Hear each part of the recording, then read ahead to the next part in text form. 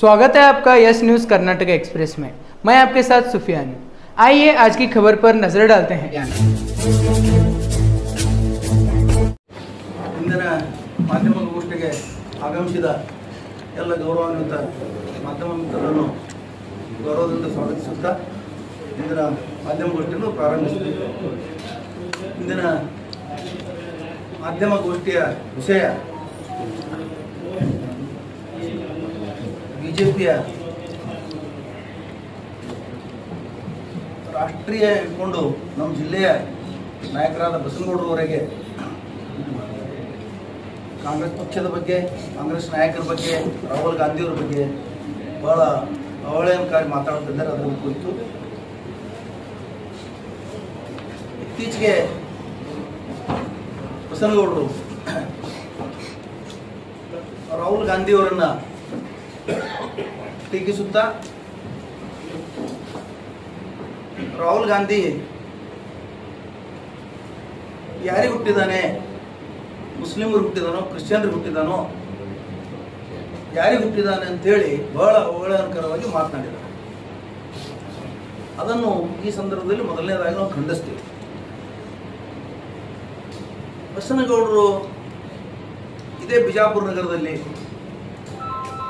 Muslim ಟೋಪಿಯನ್ನು ಹಾಕೊಂಡು ಗಲ್ಲಿಗಳಲ್ಲಿ ತಿರುಗಾಡಿ ಮುಸ್ಲಿಮರು ಮನೆ ಮನೆ ತಿರುಗ್ತಾ ಇದ್ರು. ಅವಾಗ ಜನ ಮಾತಾಡ್ತಿದ್ರು, ಇವ ಯಾರಿಗೆ ಹುಟ್ಟ್ಯಾನ, ಮುಸ್ಲಿಂ ಟೋಪಿ ಹಾಕೊಂಡು ತಿರುಗಾಡ್ತಾ ಇದ್ದಾನಲ್ಲ, ಇವ ಏನು ಮುಸ್ಲಿಮರಿಗೆ ಹುಟ್ಟ್ಯಾನ, ಏನು ಹಿಂದೂಗಳಿಗೆ ಹುಟ್ಟ್ಯಾನ ಅಂತ ಮಾತಾಡ್ತಿದ್ರು. ನಾವು ಕೇಳಿದ್ದು, ಆದರೂ ಅದ್ರ ಬಗ್ಗೆ ನಾವು ಗಮನ ಕೊಟ್ಟಿರಲಿಲ್ಲ. ಈಗ ಅದು ನಮಗೆ ನೆನಪಾಗ್ತಾ ಇದೆ.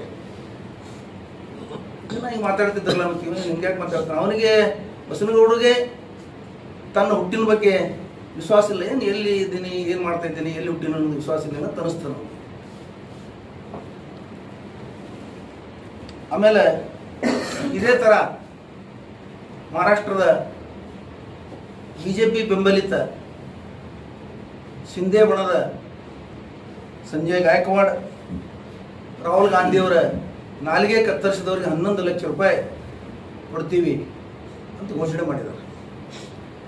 ಅದೇ ಥರ ಪಂಜಾಬಿನ ಒಬ್ಬ ಮಾಜಿ ಶಾಸಕ, ಕಾಂಗ್ರೆಸ್ದಲ್ಲೇ ಬೆಳೆದು ಕಾಂಗ್ರೆಸ್ಸಿನ ಶಾಸಕ ಆಗಿ ಹೋದಂಥ ಒಬ್ಬ ವ್ಯಕ್ತಿ ರಾಹುಲ್ ಗಾಂಧಿಯವರನ್ನು ಮುಗಿಸ್ತೇನೆ, ನಿನ್ನ ಅಜ್ಜಿಗಾದ ಪರಿಸ್ಥಿತಿ ನಿನಗೆ ಮಾಡ್ತೇನೆ ಅಂತೇಳಿ ಹೇಳ್ತಾರೆ. ಅದೇ ಥರ ಅದರ ನಂತರ ಯುಪಿನಲ್ಲಿ ಒಬ್ಬ ಶಾಸಕ ರಾಹುಲ್ ಗಾಂಧಿಯನ್ನು ದೇಶದ್ರೋಹಿ ಅಂತ ಹೇಳಿ ಮಾತಾಡಿದ್ದಾರೆ. ಒಬ್ಬ ಕೇಂದ್ರ ಸಚಿವ ರಾಹುಲ್ ಗಾಂಧಿಯನ್ನು ಮುಗಿಸ್ತೀವಿ ಅಂತ ಹೇಳಿ ಹೇಳ್ತಾ ಇದ್ದಾರೆ. ದಿಲ್ಲಿಯಿಂದ ಇಲ್ಲಿಯವರೆಗೆ ಇಷ್ಟೆಲ್ಲ ಅಸಂಸ್ಕೃತಿ, ಅನಾಗರಿಕತೆ ಮಾತುಗಳನ್ನು ಮಾತಾಡ್ತಾ ಇದ್ರು ಸಹಿತ, ಒಬ್ಬ ಪ್ರತಿಪಕ್ಷದ ನಾಯಕ, ಒಂದು ಪಕ್ಷದ ನಾಯಕನನ್ನ ಈ ತರ ಮಾತಾಡ್ತಾ ಇದ್ರು ಸಹಿತ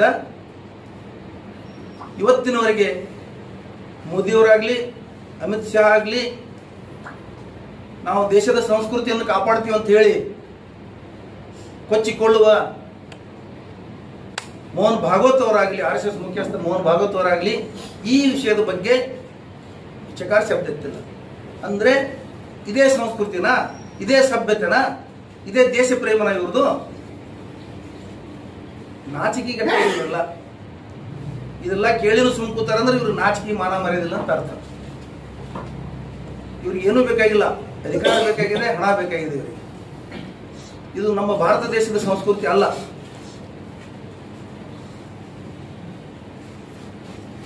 ಆಮೇಲೆ ಬಸನಗೌಡರು ಹೋದಲ್ಲಿ ಬಂದಲ್ಲಿ ಕೇವಲ ಹಿಂದೂ ಮುಸ್ಲಿಂ ಪಾಕಿಸ್ತಾನ್, ಹಿಂದೂ ಮುಸ್ಲಿಂ ಪಾಕಿಸ್ತಾನ್ ಮಾತಾಡ್ತಾ ಇದ್ದಾರೆ. ಅವರು ಇಷ್ಟು ಸ್ತೋತ್ರ ಮಾಡೋ ಬದಲಿನೇ ಅವ್ರ ಮನೆ ದೇವರಿಗೆ, ಮನೆ ಹಿರಿಯರ ಸ್ತೋತ್ರ ಮಾಡಿದರೆ ಅವ್ರ ಪುಣ್ಯ ಲಭಿಸ್ತಿತ್ತು. ದಿನ ಹೊತ್ತು ಮುಳುಗುವವರೆಗೆ ಮುಸ್ಲಿಮರ, ಪಾಕಿಸ್ತಾನದ ಸ್ತೋತ್ರನೇ ಮಾಡ್ತಾ ಇದ್ದಾರೆ ಅವರು. ಔರಂಗಜೇಬ, ಟಿಪ್ಪು ಸುಲ್ತಾನ್ ಇವು ಬಿಟ್ಟರೆ 10 ನಿಮಿಷ ಅವ್ರು ಮಾತಾಡಬೇಕು. ಒಂದೇ ವೇದಿಕೆಯಲ್ಲಿ ನಮ್ಮ ಜೊತೆ ಬರಬೇಕು. ಅವರು ಈ ವಿಷಯ ಬಿಟ್ಟು ದೇಶದ ಬಗ್ಗೆ, ರಾಜ್ಯದ ಬಗ್ಗೆ, ಜಿಲ್ಲೆಯ ಬಗ್ಗೆ ಮಾತಾಡಬೇಕು. ನಾವು ಅವ್ರಿಗೆ ಆಹ್ವಾನ ಮಾಡ್ತಾ ಇದ್ದೀವಿ ಈ ಸಂದರ್ಭದಲ್ಲಿ. ಇವು ಬಿಟ್ಟರೆ ಅವ್ರಿಗೆ ಉಸಿರಾಟನೇ ಇಲ್ಲ. ಇವೇ ಅವ್ರು ಉಸಿರಾಟ ಆಗಿಬಿಟ್ಟಿದ್ದಾವೆ. ಇವತ್ತು ನಾಲಿಗೆ ಹದ್ದು ಬಸ್ತಿನಲ್ಲಿ ಇಟ್ಕೋಬೇಕಂತ ನಾವು ಈ ಸಂದರ್ಭದಲ್ಲಿ ಹೇಳ್ತೀವಿ. ಅವ್ರಿಗೆ ಪ್ರಚೋದನಕಾರಿಗಳು ಭಾಷಣ ಮಾಡಿ ಗಲಭೆ ಎಬ್ಬಿಸುವುದು, ದಂಗೆ ಎಬ್ಬಿಸೋದು ಅವ್ರ ಉದ್ದೇಶ ಇದೆ. ಅವ್ರ ಉದ್ದೇಶ ಈಡೇರುವುದಿಲ್ಲ. ಆಮೇಲೆ ಬಹಳ ಹೇಳ್ತಾರೆ ಅವರು, ಅಂಬೇಡ್ಕರ್ ಹಾಗೆ ಹೇಳಿದ್ರು, ಅಂಬೇಡ್ಕರ್ ಹೀಗೆ ಹೇಳಿದ್ರು, ಸಂವಿಧಾನ ಹಾಗಿದೆ, ಸಂವಿಧಾನ ಹೀಗೆ ಹೇಳಿದೆ. ಸಂವಿಧಾನದ ಬಗ್ಗೆ ಇವ್ರಿಗೆ ನಾಲೆಜ್ ಇಲ್ಲ, ಅದ್ರ ಗಂಧಗಾಳಿ ಗೊತ್ತಿಲ್ಲ ಇವರಿಗೆ. ಅಂಬೇಡ್ಕರ್ ಏನು ಬರೆದಿದ್ದಾರೆ ಅದರಲ್ಲಿ ಅನ್ನೋದು ಗೊತ್ತಿಲ್ಲ ಇವರಿಗೆ. ಅಂಬೇಡ್ಕರ್ ಮುಸ್ಲಿಮರನ್ನ ಪಾಕಿಸ್ತಾನ ಕಳ್ಸಂತ ಬರೆದ್ರು, ಅಂಬೇಡ್ಕರ್ ಮುಸ್ಲಿಮರನ್ನ ಹಾಗೆ ಹೇಳಿದ್ರು, ಹೀಗೆ ಹೇಳಿದ್ರು. ನೀವು ಒಂದು ಅರಿವಿನಲ್ಲಿ ಇಟ್ಕೊಳ್ಳಿ, ನಿಮಗೆ ಬುದ್ಧಿ ಇದ್ರೆ ತಿಳ್ಕೊಳ್ಳಿ. ನಾನು ಹಿಂದೂ ಆಗಿದ್ದೇನೆ, ಸಾಯಿವರೆಗೆ ಹಿಂದೂ ಆಗಿರುವುದಿಲ್ಲ, ಅದಕ್ಕಾಗಿ ನಾನು ಹಿಂದೂ ಧರ್ಮ ಬಿಟ್ಟು ಬೌದ್ಧ ಧರ್ಮ ಸ್ವೀಕಾರ ಮಾಡ್ತೀನಿ ಅಂತ ಹೇಳಿ ಬೌದ್ಧ ಧರ್ಮ ಸ್ವೀಕಾರ ಮಾಡಿದ್ದಾರೆ. ಇದು ಏನಿದೆ ನೀವು ನೆನಪಿದೆಯಾ? ಇದು ಏನಿದೆ ಇತಿಹಾಸದ ಅರಿವಿದೆಯಾ ನಿಮ್ಗೆ? ಇನ್ನ ಅಂಬೇಡ್ಕರ್ ಅವ್ರ ಬಗ್ಗೆ, ದಲಿತರ ಬಗ್ಗೆ ನಿಮಗೆ ಬಹಳ ಕಾಳಜಿ ಇದ್ರ ಬಹಳ ಓಲೈಸ್ತೀರಿ. ನಾವು ಎಲ್ಲ ಭಾಷೆಗೆ ಎದಕ್ಕೆ ಓಲೈಸ್ತೀರಿ? ದಲಿತರನ್ನ ಓಲೈಸ್ಬೇಕಂತ ಹೇಳಿ. ಇಡೀ ದೇಶದಲ್ಲಿ ದಲಿತರ ಮೀಸಲಾತಿನ ಕಿತ್ಕೊಳ್ಳೋ ಹುನ್ನಾರ ನಡೆದಿದೆ. ಇವರು ಬಿಜೆಪಿ ಸರ್ಕಾರ ಬಂದ ತಕ್ಷಣ ಎಲ್ಲಾ ಸಾರ್ವಜನಿಕ ವಲಯದ ಉದ್ಯಮಗಳನ್ನ ಮಾರಾಟ ಮಾಡ್ತಾ ಇದ್ದಾರೆ. ದೇಶ ಲಾಸ್ ಆಗಿಲ್ಲ, ಅವು ಕಂಪನಿಗಳು ಹಾಳಾಗಿಲ್ಲ. ಉದ್ಯಮಿಗಳು ಕೇವಲ ಅದರಲ್ಲಿರುವ ಮೀಸಲಾತಿಯನ್ನು ಹೊಡೆದು ಓಡಿಸಬೇಕು, ಮೀಸಲಾತಿಯನ್ನು ಅವ್ರು ತೆಗಿಬೇಕು, ದಲಿತರನ್ನ ಹಿಂದುಳಿದವರಗೊಳಿಸಬೇಕು ಅಂತ ಹೇಳಿ ಅವ್ರು ಮಾಡ್ತಾ ಇದ್ದಾರೆ. ಅದ್ರ ಹುನ್ನಾರದಿಂದ ಅವ್ರು ಮಾಡ್ತಾ ಇದ್ದಾರೆ. ಇದ್ರ ಬಗ್ಗೆ ಚಕಾರ ಶಬ್ದ ಎತ್ತುದಿಲ್ಲ ನೀವು. ನಿಮ್ಮ ಪಕ್ಷದ ನಾಯಕ ನಾವು ದಲಿತರು ನಮ್ಗೆ ಬೇಕಾದವರು ಅದಾರ, ನಾವು ದಲಿತರು ಉದ್ಧಾರ ಮಾಡ್ತೀವಿ, ಇಂಥವೆಲ್ಲ ಮಾಡಬೇಡ್ರಿ ಅಂತ ಹೇಳಿ ನೀವು ಕೇಂದ್ರ ಸಚಿವರಾದವರು, ರಾಷ್ಟ್ರ ನಾಯಕರು, ರಾಜ್ಯ ನಾಯಕರು ಮಾನ ಮರ್ಯಾದೆ ಕೇಳಿ ನೀವು. ಆಮೇಲೆ ನೀವು ಯಾವ ಪುಸ್ತಕ ಓದಿರಿ ಅಂಬೇಡ್ಕರ್ ಸಾಹೇಬರದು? ಆ ಪುಸ್ತಕ ತಗೊಂಡು ಬನ್ನಿ. ನೀವು RSS ದವರು ಬರೆದಿದ್ದ ಪುಸ್ತಕ ಓದಿರಿ.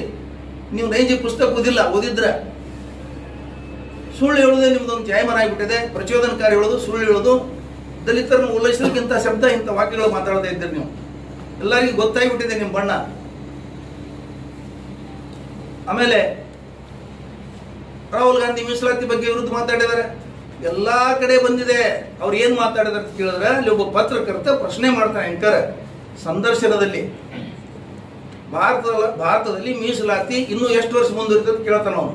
ಅವಾಗ ಅವ್ರು ಏನ್ ಹೇಳ್ತಾರಂದ್ರೆ, ಎಲ್ಲಿವರೆಗೆ ಅಸ್ಪೃಶ್ಯತೆ ಇರ್ತದೆ ಅಲ್ಲಿವರೆಗೆ ಮುಂದುವರಿತದೆ, ಅದರ ನಂತರ ನಮ್ಮ ಪಕ್ಷ ವಿಚಾರ ಮಾಡ್ತದೆ, ಸಮಾನತೆ ಬರಬೇಕು ನಮ್ಮ ದೇಶದಲ್ಲಿ. ಅದರ ಅರ್ಥ ಏನಂದ್ರೆ, ಸಮಾನತೆ ಬರಬೇಕು, ಸಮಾನತೆಗಾಗಿ ನಾವು ಹೋರಾಟ ಮಾಡ್ತಾ ಇದ್ದೀವಿ ಅಂತ ಹೇಳಿದ್ದಾರೆ. ನೀವು ಯಾವ ಸಮಾನತೆ ಇದೆ? ದಲಿತರು ಸರಿಯಾಗಿ ಕಟಿಂಗ್ ಮಾಡ್ಕೊಂಡು ತಿರುಗಾಡಿದ್ರೆ ಕೊಲೆ ಮಾಡ್ತೀರಿ, ಅವ್ರದ್ದು ಮದುವೆ ಮರುಣಿಗೆ ಮಾಡಿದ್ರೆ ಕೊಲೆ ಮಾಡ್ತೀರಿ. ದಲಿತರ ಹೆಣ್ಮಕ್ಳನ್ನು ಕೇಳಿಸಿ ಪೊಲೀಸ್ ಸ್ಟೇಷನ್ ಹೆಣ ಪೊಲೀಸ್ ಸ್ಟೇಷನ್ದಾಗ ಸುಡ್ತಿರೋ, ಪೊಲೀಸರು ಸುಡ್ತಾರ ಸ್ಮಶಾನದಾಗ. ಆ ದಲಿತರ ತಾಯಿ ತಂದೆ ಕೊಡೋದಿಲ್ಲ. ಇನ್ನೂ ಇಂಥವು 100 ಅದಾವ. ಅವ್ರದ್ದು ಏನು ಹಕ್ಕುಗಳು ಕಸ್ಕೊಳ್ತಾ ಇದ್ದೀರಿ? ಇದು ದಲಿತ ಪ್ರೇಮ ನಿಮ್ಮದು? ಏನ್ ರಾಹುಲ್ ಗಾಂಧಿ ಹಿಂಗೆ ಹೇಳಿದ್ರು, ರಾಹುಲ್ ಗಾಂಧಿ ಹಿಂಗೆ ಹೇಳಿದ್ರು, ಹಾಂಗೆ ಹೇಳಿದ್ರು, ಸುಳ್ಳು ಹಬ್ಬಿಸುವುದೇ ನಿಮ್ಮದೊಂದು ಕೆಲಸ. ಅದರೊಳಗೆ ನಿಮ್ಮದೊಂದು ಇಲಾಖೆನೇ ಅದ. ಅದಕ್ಕೆ ವಾಟ್ಸಪ್ ಯೂನಿವರ್ಸಿಟಿ ಅಂತ ಇಟ್ಟಿದ್ದೀರಿ. ಯೂನಿವರ್ಸಿಟಿದ ಅರ್ಥ ಗೊತ್ತಿದೆ ನಿಮ್ಗೆ? ವಾಟ್ಸಪ್ ಯೂನಿವರ್ಸಿಟಿ, ಸುಳ್ಳು ಹಬ್ಬಿಸೋದಕ್ಕೆ ವಾಟ್ಸಪ್ ಯೂನಿವರ್ಸಿಟಿ ಅಂತ ಇಟ್ಟಿದ್ದೀರಿ. ನಿಮ್ಗೆ ಯೂನಿವರ್ಸಿಟಿ ಅರ್ಥ ಗೊತ್ತಿದೆಯಾ? ವಿಶ್ವವಿದ್ಯಾಲಯದ ಅರ್ಥ ಗೊತ್ತಿದೆಯಾ? ಬಿಜೆಪಿ ಈ ದೇಶದ ಸ್ವಾತಂತ್ರ್ಯಕ್ಕಾಗಿ ಮುಸ್ಲಿಮರು, ದಲಿತರು, ಹಿಂದುಳಿದವರು ಸಾಕಷ್ಟು ಹೋರಾಟ ಮಾಡಿದ್ದಾರೆ. ಅದರ ಅರಿವು ನಿಮಗಿಲ್ಲ. ಇನ್ನ ಟಿಪ್ಪು ಸುಲ್ತಾನ್ ಮಾತಾಡ್ತೀರಿ. ಟಿಪ್ಪು ಸುಲ್ತಾನ್ ಅವರ ಹೆಸರನ್ನು ನಾಲ್ಗೆ ಮೇಲೆ ತಗೊಳ್ಳೋ ಅರ್ಹತೆನೂ ನಿಮಗಿಲ್ಲ ಬಸನಗೌಡರಿಗೆ. ಅವರು ಧೂಳಿನ ಸಮಾನ ಆಗುವುದಿಲ್ಲ ನೀವು. ಇಡೀ ರಾಷ್ಟ್ರ ಇತಿಹಾಸದಲ್ಲಿ ಮುಸ್ಲಿಮರು ಬರೆದಿಲ್ಲ ಅವ್ರ ಬಗ್ಗೆ ಇತಿಹಾಸ, ಮುಂದುವರೆದವರು ಬರೆದರೆ. ಶರ್ಮಾನ್ ಅಂತವರು ಒಬ್ಬರು ಬ್ರಾಹ್ಮಣ ಸಮಾಜದವರು, ಮುಂದುವರೆದವರು, ಶಿಕ್ಷಣವಂತರು, ಅವ್ರದ್ದು ಇತಿಹಾಸ ಬರೆದಿದ್ದಾರೆ. ಈ ದೇಶದ ಅಪ್ರತಿಮ ಹೋರಾಟಗಾರ, ಮೈಸೂರು ಹುಲಿ ಅಂತ ಹೇಳಿ ಬರೆದು ಕೊಟ್ಟಿದ್ದಾರೆ. ಯಾರು ಮುಸ್ಲಿಮರು ಬರೆದು ಕೊಟ್ಟಿಲ್ಲ ಅದು.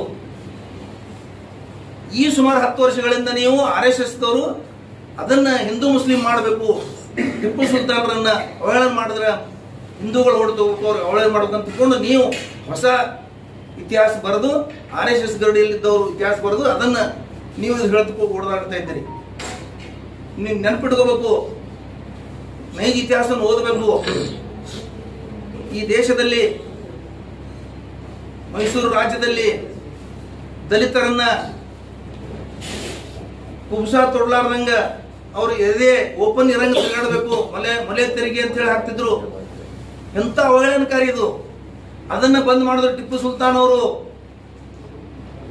ನಮ್ಮ ಎದೆ ಮುಚ್ಕೊಂಡ್ರೆ ಸ್ತ್ರೀಯರು, ನಮ್ಮ ತಾಯಂದಿರು ಎದೆ ಮುಚ್ಕೊಂಡ್ರೆ ದಂಡ ಹಾಕ್ತಿದ್ರು.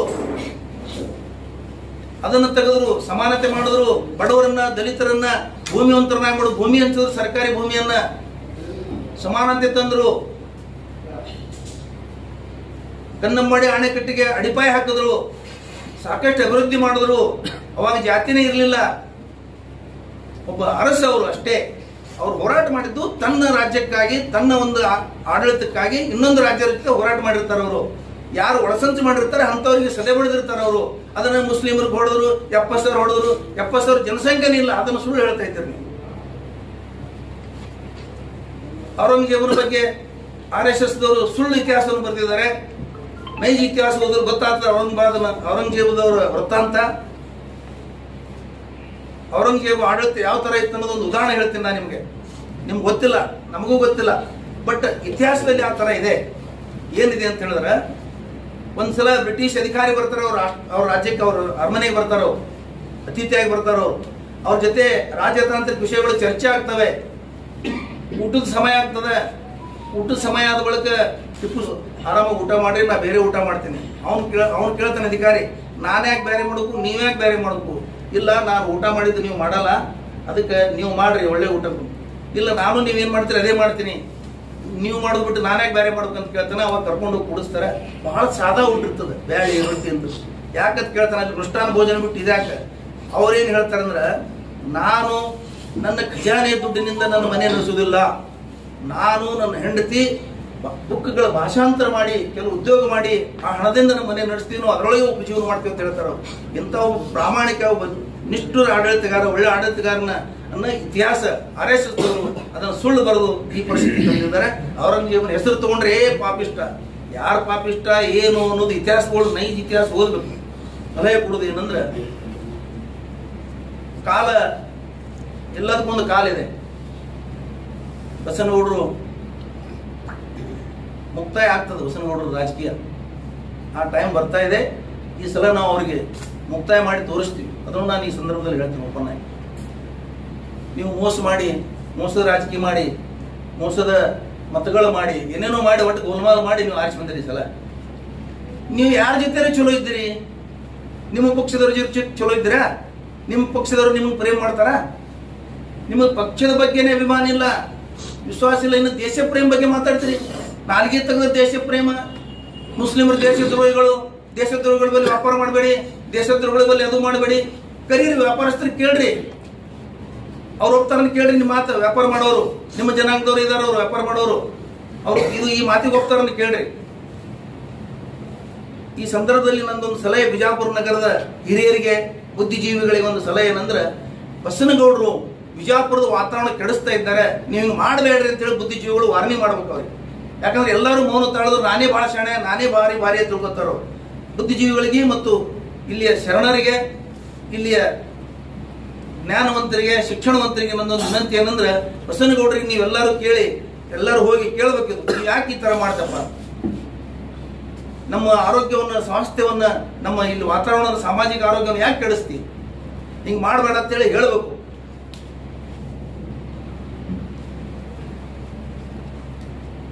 ಆಮೇಲೆ ಇನ್ನೊಂದು ಹೇಳ್ಯಾರ ಅವ್ರು ಇತ್ತೀಚೆಗೆ, ಈಶ್ವರಪ್ಪನನ್ನು ಮುಖ್ಯಮಂತ್ರಿ ಮಾಡ್ತೇನೆ ಅಂತ. ಈಶ್ವರಪ್ಪಗೆ ಹೊರಗೆ ಹಾಕ್ಯಾರ ಬಿಜೆಪಿಯವರು. ನಿಮಗೂ ಒಂದು ಕಾಲದ ಹೊರಗೆ ಹಾಕಿದ್ರು. ನೀವು ಯಡಿಯೂರಪ್ಪರವ್ರು ಬಂದು ಹೋಗಿ ಅರ್ದು ಕರೆದು ಕಾಲು ಬಿದ್ದು ಬಿಜೆಪಿಗೆ ಹೋಗಿ ಮತ್ತೆ ಶಾಸಕರಾಗಿರಿ. ನೀವು ಮರ್ತು ಬಿಟ್ಟಿದ್ರಲ್ಲ, ಯಡಿಯೂರಪ್ಪನವ್ರು ಮುಖ್ಯಮಂತ್ರಿ ಮಾಡ್ತೇನೆ. ಹಂಗಾರೆ ಯಡಿಯೂರಪ್ಪನವ್ರು 7,500 ರೂಪಾಯಿ ಕೊಟ್ಟಾರಂತಲ್ಲ, ಕೋಟಿ 7,500 ರೂಪಾಯಿ ಕೋಟಿ ಕೊಡ್ತಾ ಇದ್ದಾರೆ ಯಡಿಯೂರಪ್ಪನವ್ರು ನಿಮಗೆ. ಅವರು ಶಾಸಕ ಸ್ಥಾನ ಹೋಗ್ಯದ, MP ನಿಂತಿದ್ರೆ ಅಲ್ಲಿ ಸೋತಾರ. ಯಡಿಯೂರಪ್ಪನವ್ರು ಮುಖ್ಯಮಂತ್ರಿ ಮಾಡಕ್ ಹೋದ್ರೆ ನೀವು ಈ ಸಲ, ಈಶ್ವರಪ್ಪನವ್ರು ಮುಖ್ಯಮಂತ್ರಿ ಮಾಡಕ್ ಹೋದ್ರೆ ನೀವು ಈ ಸಲ ಶಾಸಕನೂ ಆಗೋದಿಲ್ಲ. ಅವ್ರದಂತೂ ಕತ್ತಿ ಮುಗಿದದ. ಈಗ ನಿಮ್ಮದು ಕತ್ತಿ ಮುಗಿತದ ಅವ್ರಿಗೆ ಮುಖ್ಯಮಂತ್ರಿ ಮಾಡಕ್ ಹೋದ್ರೆ. ನೀವು ಇಬ್ರು ಕೂಡ ಒಂದೇ ದೋಣಿ ಒಳಗೆ ಮುಳುಗ್ತೀರಿ. ನೀವು ನಾಲಿಗೆಗೆ ಮೆದುಳಿಗೆ ಲಿಂಕೆ ತಪ್ಪು ಹೋಗ್ಯದ ಬಸನಗೌಡ್ರಿಗೆ. ಒಂದು ಯಾವ್ದಾದ್ರು ಹುಚ್ಚರ ಆಸ್ಪತ್ರೆಗೆ ಸೇರಿಸ್ಬೇಕು ಅವ್ರಿಗೆ. ಭಾಳ ಮಂದಿ ಇರ್ತಾರ, ನಮ್ಗೆ ಹುಚ್ಚರದ್ ಬಿಡ್ರಿ ಗೌಡ್ರಿಗೆ ಏನು ಹೇಳ್ತೀರಿ, ಗೌಡ್ರು ಹೋಗಿ ಆಸ್ಪತ್ರೆ ಸೇರಿಸ್ರಿ. ಇರ್ತಕ್ಕಂಥ ಹುದ್ದೆಗಳಲ್ಲಿ ಇರ್ತಕ್ಕಂಥ ವಿರೋಧ ಪಕ್ಷದ ನಾಯಕ ಆಗಿರ್ಬೋದು ರಾಹುಲ್ ಗಾಂಧೀಜಿ ಅವ್ರ ಬಗ್ಗೆ ಅವ್ರದ್ದು ಏನಂದ್ರೆ RSS ಒಂದು ವಾಟ್ಸಪ್ ಯೂನಿವರ್ಸಿಟಿ ಸರ್ ಹೇಳಿದ್ರೆ ಹಂಗ ದಿನಂಪ್ರತಿ ನಿರಂತರವಾಗಿ ಕಾಂಗ್ರೆಸ್ ವಿರುದ್ಧ ಒಂದು ಅಲ್ಪಸಂಖ್ಯಾತರ ವಿರುದ್ಧ ನಿರಂತರವಾಗಿ ಮೆಸೇಜ್ಗಳು ಹರಿತಿರ್ತಾವ, ಡೈಲಿ ಒಂದೊಂದು ಹರಿತಿರ್ತಾವ.